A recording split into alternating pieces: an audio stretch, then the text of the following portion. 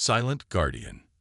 The Zeran Dominion had conquered 7 star systems in 3 standard cycles.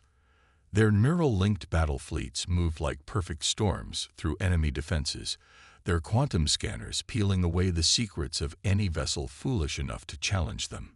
The Eleorians, the Tash Collective, the Voidborn of Sirius Prime, all had fallen. All had surrendered after their greatest warships were dissected by Zeran scanners, their weaknesses catalogued, their defeat inevitable. Until they met humanity. Admiral Keswick stood on the command platform of the inevitable victory, his massive frame silhouetted against the holographic star map. His scaled skin reflected the blue glow of tactical displays as he studied the strange vessel that had appeared at the edge of the Arcturus system 3 rotation cycles ago. "Still nothing?" he asked, his voice a low rumble that made junior officers flinch. "No, Admiral," replied his second, Commander Threll. "The human vessel remains stationary. No energy signatures, no weapons systems online, no communication attempts. It's just sitting there." The vessel was unlike anything the Zeran had encountered. Its hull was a matte black that seemed to drink in the light around it. No visible weapon ports, no engine exhausts, nothing but a sleek, predatory shape adorned with a simple insignia. Earth Defense Force, Phantom Echo. "And you've scanned it." Threll's scales rippled in the Zeran equivalent of discomfort. "We've tried, Admiral. 3 times. And the first scan bounced back. Our systems overloaded. We lost 70% of our sensor array." Keswick turned, golden eyes narrowing. "A defensive countermeasure." "We thought so too. The second attempt was more cautious. We used a narrow-band low-energy pulse." Threll paused. "That's when we lost the Vindication." The mention of the destroyer sent a chill through the command deck. The Vindication had simply disappeared. One moment it was there, the next, gone. No debris, no distress call. Just emptiness where a ship carrying 800 Zeran warriors had been. And the third. "We used an unmanned probe, remote-controlled, minimal AI. It approached within scanning range and... Admiral, this will sound strange, but the probe sent back a message before it failed." "What message?" "Just 3 words. We see you." Keswick felt his secondary heart flutter, an ancestral reaction from when the Zeran were prey, not predators. The human vessel shouldn't have been able to detect the scan, let alone respond to it. Nothing in the galaxy could intercept a Zeran quantum pulse. It was like trying to catch smoke with your claws, and you're certain it was the humans. Threll activated a holo display. The recording was grainy, but the voice was clear. A female human, her tone neutral but with an undercurrent that made Keswick's scales tighten against his body. "Zeran vessel, this is Captain Ilara Kane of the EDF Phantom Echo. Your scanning attempts have been logged. Further intrusions will be considered hostile actions. We see you, Admiral Keswick. We've always seen you." Keswick's tail lashed against the deck plating. "How do they know my name? How do they know anything about us?" The Zeran had been careful to purge all networks, to maintain communications blackout, to approach using only the most advanced stealth technologies. "Unknown, Admiral. But there's more." Threll hesitated. "After the message, our systems began to malfunction. Navigation charts corrupted. Weapons targeting systems recalibrated to incorrect parameters. And the strangest thing, personal files began appearing on officers' terminals, private correspondence, medical records, things no one outside the Dominion should have access to." Keswick felt a sensation he hadn't experienced since his hatchling days. Fear. Pure, unfiltered fear. "Send a communique to High Command. Tell them." The ship-wide communication system crackled to life before he could finish. Captain Kane's voice echoed throughout the inevitable victory. "That won't be necessary, Admiral. High Command already knows you've failed. The coordinates of your secret staging area at Proxima Centauri have been transmitted to Earth Defense Command. Your planned assault on the Tau City colonies has been neutralized. Your empire's expansion ends here. The command deck erupted in chaos. Officers frantically checked systems, security teams deployed to vital areas, and Keswick stood frozen, his mighty frame suddenly seeming smaller. "How?" he whispered. "How is this possible?"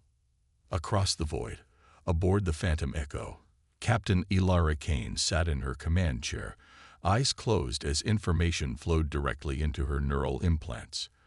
The bridge around her was silent save for the soft hum of machinery and the occasional whispered conversation. No blaring alarms, no dramatic lighting, just focused efficiency. "Status of the Veil Protocol?" she asked. Lieutenant Commander Jackson, his dark skin illuminated by the glow of his console, responded without looking up. "Fully operational, Captain. Their third scan attempt gave us complete access. We're inside their systems. Total information control." Elara nodded. The Veil Protocol had been humanity's salvation. After the first contact war with the Graal hegemony nearly wiped out Earth's colonies, humans had realized they couldn't win through conventional warfare. They were outnumbered, outgunned, and facing species with thousands of years of technological head starts. But humans had one advantage. They were unpredictable. "Are they preparing a strike?" "No, Captain," replied Science Officer Chen. "They're actually powering down weapons. I think they're afraid." Elara allowed herself a small smile. "Good. Fear was better than hostility. Fear meant survival. What they don't understand," she said softly, "is that we didn't develop better weapons or stronger shields. We developed better eyes. The true secret of human warships wasn't their firepower. It was what happened when someone tried to look at them. The Veil Protocol turned scanners into doors, observation into invasion. Any attempt to analyze a human vessel created a quantum entanglement that Earth ships could trace back to its source, allowing them to access every system, every database, every secret. The more sophisticated the scan, the more complete the intrusion. "They're hailing us, Captain," Jackson reported. On screen, Admiral Keswick appeared, his posture rigid, but his eyes betraying his unease. "Captain Kane, I propose a cessation of hostilities." Elara leaned forward. "There are no hostilities, Admiral, unless you consider your unprovoked scanning of our vessel an act of war." "How are you doing this?" The question escaped before Keswick could maintain his diplomatic facade. "That information is classified. What matters is what happens next. The Zeran Dominion will withdraw from this system immediately. You will return to your recognized borders and cease all expansion activities. In return, we won't share what we've learned about your propulsion systems with the other races you've subjugated." Keswick's scales flushed with anger. "You dare dictate terms to the Dominion. We have conquered worlds older than your entire civilization." Elara's expression remained calm. "And yet here we are. One ship, unarmed, dictating terms." She gestured, and suddenly Keswick's own tactical display changed, showing the locations of 3 previously undetected human vessels that had somehow penetrated deep into Zeran space, each positioned near a major Zeran homeworld. "We've been patient, Admiral. We've watched as you consumed world after world. That ends today." Keswick stared at the display, at the human ships that had been invisible to the most advanced detection systems in the galaxy, and made the only decision he could. "We will withdraw." As the Zeran fleet began its retreat, Lieutenant Commander Jackson approached Elara's chair. "Permission to speak freely, Captain." "Always, Jackson. They'll be back. Once they figure out how we did this, they'll develop countermeasures." Elara nodded. "That's why we never use the same trick twice. By the time they understand the Veil Protocol, we'll have moved on to something new." She watched the Zeran ships disappear into hyperspace, their empire's expansion halted not by superior firepower, but by humanity's greatest weapon, innovation. "Remember what Admiral Chen said at the Academy?" she asked, a hint of nostalgia in her voice. Jackson smiled. In a universe of giants, humanity's advantage is that no one looks down far enough to see what we're really doing. As the Phantom Echo prepared to return to Earth, a message was transmitted to every Zeran vessel, every planetary database, every military installation. Humanity sees, humanity remembers, humanity waits. The warning spread across the stars, whispered among alien crews, and debated in the great councils of spacefaring civilizations.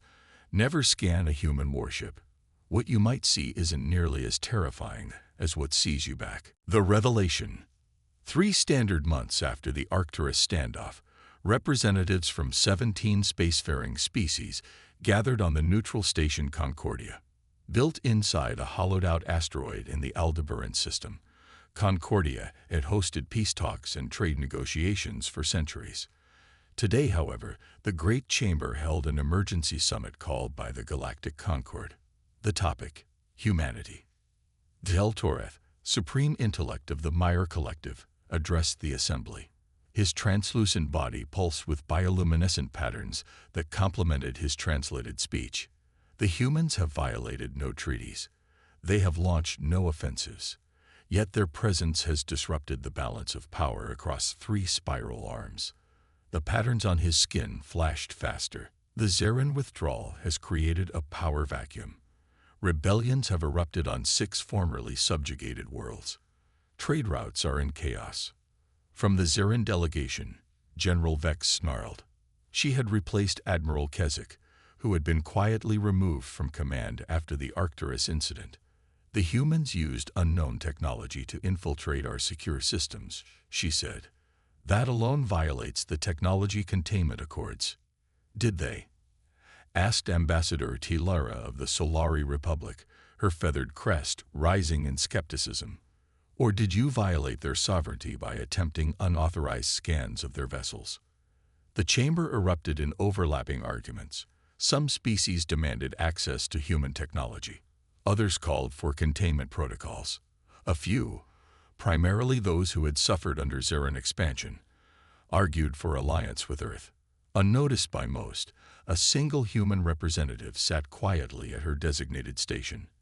Ambassador Sophia Reyes, her silver hair contrasting with dark brown skin, watched the proceedings with calculated patience. When the noise peaked, she simply tapped her communication panel once. Every light in the chamber dimmed. Every translator fell silent. Every display screen showed the same image: a black human warship against the backdrop of stars. If I may address the assembly, Sophia said into the sudden quiet. Zeltoref gestured for her to continue, his skin patterns now subdued with caution. Humanity has existed in this galaxy for a mere eye blink compared to most of you, she began, her voice carrying easily through the restored translation systems. In that time, we've been invaded twice, nearly exterminated once, and repeatedly told to know our place. She stood, straightening her formal diplomatic uniform. We've never aspired to conquer. We've never sought to dominate. All we've ever wanted was to survive. General Vex slammed a clawed hand on her console. Then explain your technology. Explain how a primitive species barely a century into faster-than-light travel developed systems that can penetrate the most advanced defenses in the galaxy. Sophia smiled, not the warm expression humans shared with friends, but the cold, predatory smile that humans had learned from studying Earth's apex predators. You've been asking the wrong question, General. The question isn't how we developed this technology. The question is why none of you did. She activated a holographic display, showing a simplified diagram of a human warship. At its center was not a reactor or weapons system, but something organic, flowing, almost alive. For millennia, your civilizations have developed technology to project power outward. Bigger weapons, stronger shields, faster engines. You scan other ships to detect weaknesses, to target vulnerabilities, to plan your attacks. The hologram shifted, zooming in on the central component. Humans took a different approach. We looked inward. We asked ourselves, what if, instead of preventing others from scanning us, we could make them regret it? The assembled delegates leaned forward, captivated despite their suspicion. What you're seeing is the quantum perception matrix, what our ship's crews call the mirror. It's not a weapon in the conventional sense. It doesn't destroy. It reflects. General Vex's eyes narrowed. Reflects what? Everything. Sophia replied simply. When you scan a human vessel, the mirror captures the quantum signature of your scanning technology. It creates an entanglement, a bridge between our ship and yours. And then it opens the door. Zeltoreth's skin pulsed with realization. You use our own scanning beams as access points to our systems. Precisely. The more sophisticated your scan, the more data it carries, the more complete our access becomes. The chamber filled with murmurs of disbelief and concern. But that's... General Vex struggled to find the words. That's impossible.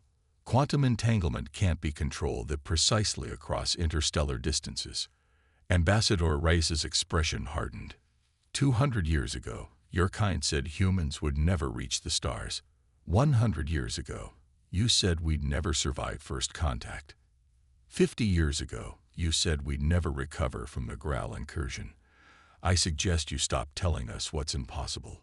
She tapped her console again, and the hologram expanded to show the organic-looking technology in more detail. The mirror isn't just technology, it's us. Every human warship carries a volunteer crew of quantum resonance specialists, people with a rare neural mutation that allows them to perceive quantum states directly. They form a living network, interfaced with our ship's AI systems. Together, they can sense, interpret, and redirect quantum information instantaneously. The revelation stunned the assembly into silence. Most spacefaring races had long ago abandoned biological integration with their technology, viewing it as inefficient compared to pure machine systems. The humans had done the opposite. They'd made their flesh part of their ships. When you scan us, Sophia continued, you're not just examining our hull or our weapons. You're looking at them, and they look back. Tilara of the Solari broke the silence. The ship that disappeared. The Vindication. What happened to it? Sophia's expression became somber. An unfortunate incident. Their scan was extraordinarily aggressive, designed to penetrate our deepest systems. The mirror responded with equal aggression. The quantum backflow created a temporal distortion that displaced the Vindication approximately 3 light-years and 2 weeks into the past. They emerged in empty space with damaged systems. They've been recovered by a Ziran rescue fleet, though I understand the crew is experiencing significant temporal disorientation. General Vex stood abruptly. You claim to seek only survival, yet you possess technology that could destroy fleets without firing a shot. Which we have not done, Sophia countered calmly, despite ample provocation. Zeltoreth intervened before tensions could escalate further. What does humanity want from this assembly? Ambassador Reyes. Recognition and respect, she replied without hesitation. Earth seeks formal acknowledgement of our sovereign territory, including the colonies we've established. We want an end to incursions into our space and unauthorized scans of our vessels. In return, we offer a simple promise. We will not use the mirror offensively against any race that honors these boundaries. The chamber fell into deliberation. Some delegations huddled in urgent consultation. Others communicated silently through their own technologies. Finally, Zeltoreth addressed the assembly again. It seems we face a simple choice. Respect human sovereignty or risk consequences none of us fully understand. I propose we accept Ambassador Rice's terms. One by one, the delegations signaled their agreement, some readily, others with clear reluctance. General Vex was the last, her claws leaving scratch marks on her console as she grudgingly assented. As the formal accords were being prepared, Tilara approached Sophia privately. An impressive display, Ambassador. But I wonder, if scanning your ships is so dangerous, how will anyone ever learn what other capabilities they might hide? Sophia's smile returned, smaller but no less effective. That's rather the point, isn't it? As long as no one knows exactly what we can do, no one will risk finding out. Talara's feathers rippled with amusement. The ultimate deterrent, not overwhelming power, but overwhelming mystery. Humans have a saying from our pre-space era: fear is the mind killer. When the accords were signed and the assembly disbanded, Sophia returned to her shuttle alone.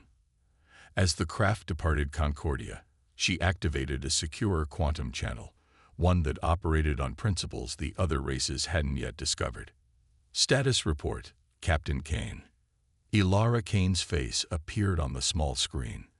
Behind her, the bridge of the Phantom Echo hummed with quiet activity. The mirror performed perfectly during your presentation, Ambassador. The quantum link to Concordia's systems gave us complete access.